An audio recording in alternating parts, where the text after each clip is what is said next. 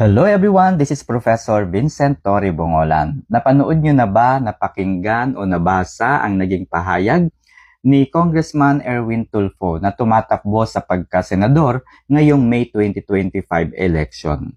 Ang sabi po niya, I did not affix my signature to the impeachment complaint filed against Vice President Sara Duterte to ensure that my judgment remains impartial should I become a senator judge. Ayan. Una, pilingero, no?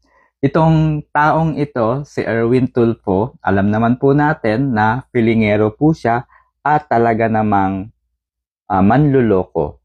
Niloko po niya ang bansang Amerika sa pamamagitan po ng paggamit ng pangalang Eric Sylvester upang magkaroon po siya ng American passport.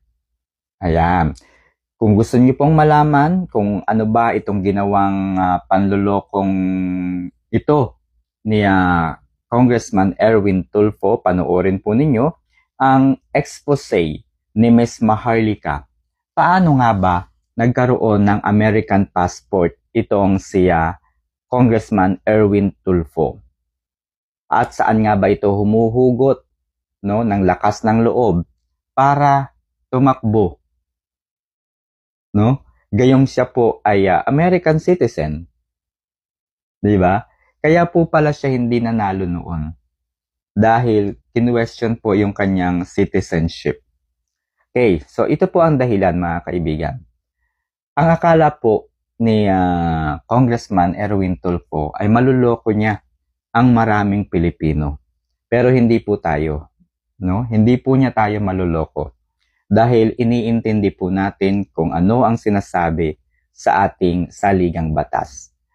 Kung susundin lamang po natin, paniniwalaan at pag-aaralan po natin ang batas, hindi po tayo maliligaw ng landas. Okay? Kahit ano pa ang gawin po nilang panloloko o palusot. Okay? Hindi po siya pumirma sa impeachment complaint na i-filed noong February 5, 2025. Yes, naging mabilis po ang pagsasampa sa ika-4 na impeachment complaint against Vice President Sara Duterte. Sa katunayan ay mayroong 215 kongresista po ang pumirma po doon sa impeachment complaint na ito.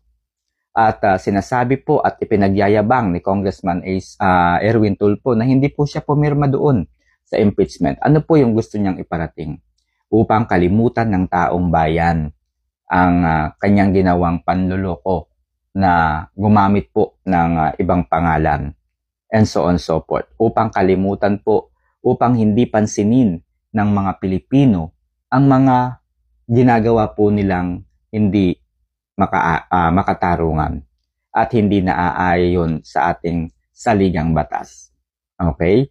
Iniisip po kasi niya, hindi ako pipirma sa impeachment complaint para isipin ng maraming tao, ng mga Pilipino na hindi ako sang-ayon na ma-impeach si Vice President Sara Duterte. Yun po ang iniisip niya. Tapos iniisip niya marahil, kung hindi ako pipirma, iisipin ng tao, maka-Duterte ako. So, ang totoo ay nasa panig ako ng mga Duterte. So, ganun po ang kanyang pag-iisip marahil, So, kaya po malakas ang loob niyang sabihin na hindi daw siya pumirma kasi ayaw daw niya na maging impartial yung kanyang boto na ma-impeach si VP Sara kapag siya ay naging senator judge. So, ang katotohanan po mga kaibigan, the succeeding Senate should not be bound by the acts and deliberations of the Senate of which they have no part. Ano po ang ibig sabihin ni Attorney Romulo Macalintal? One of the good, brilliant election lawyer. Ano po ang ibig sabihin niya? Nag-file po ng impeachment complaint, ika-4 na impeachment complaint noong February 5, 2025. Umakyat ito sa Senado. Kung sino po yung current na mga senador ang maaaring maging senator judge sa impeachment trial. Kaya nga po, ang malupit nito mga kaibigan, hindi na nga po matutuloy ang impeachment trial dahil inihayag na nga po ni Senator Tolentino, no, adjourned. Tama ba? Si Tolentino po ba yung nag-adjourn ng impeachment trial against VP Sara Duterte? At sinabi niya po na magko-convene po sila by June 2, 3 o'clock ng hapon.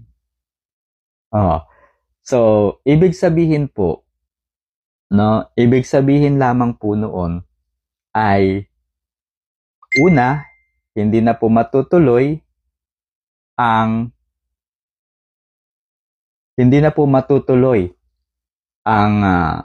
impeachment complaint. Hindi na po matutuloy ang impeachment trial. Okay? Hindi na matutuloy ang impeachment trial dahil adjourn. Okay? Pangalawa, yung mga magiging bagong senador ay hindi po pwedeng maging senator judge sa trial. So, ibig sabihin, ito po yung ibig sabihin na the succeeding Senate should not be bound by the acts and deliberations of the Senate of which they had no part. So, kung maging senador man itong si Erwin Tulfo, hindi po siya pwedeng maging judge. Okay? Yan po, pangalawa yan ha. Na-adjourn, tapos hindi siya pwedeng maging judge. Pangatlo, ma-expire na po yung impeachment. Ma-expire na po yung impeachment. So, ibig sabihin, babalik po tayo from the scratch. Kinakailangan muli magkaroon ng mga impeachment complaint at ma-file po sa Congress. So, babalik uli. Okay? Ang malupit po nito mga kaibigan, yung pang-apat na impeachment complaint po ay hindi po naaayon sa ating konstitusyon. Malinaw po sa 1987 Constitution na dapat ay mayroong 10 araw ng deliberations. Ano po ang dahilan? Ako po, for example, meron po kaming kasong isinampa sa Regional Trial Court. Sinampahan po namin ang New Sitaw Corporation, mga tao po sa New Sitaw Corporation. Mayroon pong sapat na araw para pag-aralan ng fiscal, ng prosecutor, yung affidavit namin na isinampa, na i-file. Within that time frame na 10 araw, pag-aaralan, i-assess, i-determina